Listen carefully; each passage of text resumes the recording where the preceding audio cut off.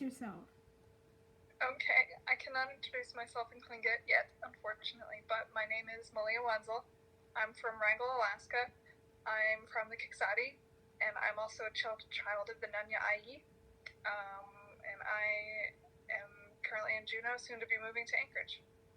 Okay. Who taught you about our culture? I've been taught about our culture from a variety of people. I think because of our parental situation, it's somewhat complicated. But I learned some from my mother, Shannon Knorr. I learned quite a lot from my auntie Vivian Mork, who is a traditional foods and medicines expert and who also speaks Tlingit. And then I learned some from our great-grandmother, Betty Knorr. And then others just from various aunties and grandmothers along the way. Okay. Will you tell me about your best memory? My best memory, my best cultural memory? Sure.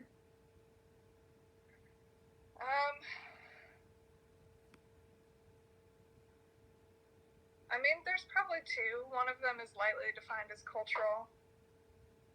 It's weird because it's like some of these, I don't know if I should be referring to you as you or if I should be saying my sister. Anywho, back in the day, when I was young, and my sister Rhiannon was quite young, my mother, myself, and Rhiannon would go out the road and harvest, and that's definitely like the biggest way I've been connected to my culture my whole life is harvesting.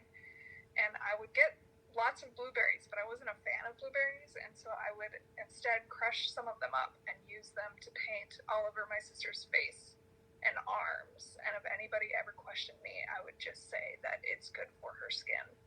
And then I would use yarrow and alder leaves and all that kind of stuff to put into her hair as decorations. And I remember thinking, like, she almost looked like one of the people from the movie Atlantis. Oh. Yes. So that's what I used to do to you when you were a toddler and a baby. What do you think the present is like for our people? That's a complicated question. I think in a lot of ways the present is quite difficult because we do have to face a lot of issues of systemic violence, like missing and murdered Indigenous women and not earning as much money as people of different races from us and modern colonization. But at the same time, it's pretty amazing because we do have some of our land back, because we're investing in education, and because our people are moving into a world that's entirely new to everyone, but is especially new to us. And I have to say, considering the circumstances, we're doing a dang good job of it. So it's a mixed bag. Yes. How are you involved in our culture? I'm involved in a lot of ways. I think the two biggest ways are probably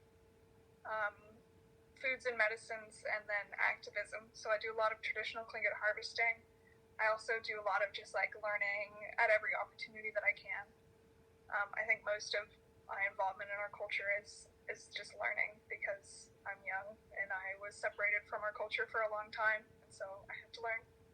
And then I do a lot of activism for our people, particularly our women and children. Okay.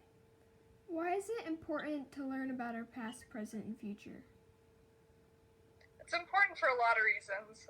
I think one of them is because that's what helps us heal, and that's what helps us have strength and have coping mechanisms to continue on even when times get really hard. And I think another part is the fact that we survived in one place more or less for over 10,000 years. And right now we're seeing that our modern society is not capable of doing that because we're destroying the planet and we're destroying the places we live. And so we have a lot of knowledge that learning about it can be revolutionary because it can allow us to live the life we want to live.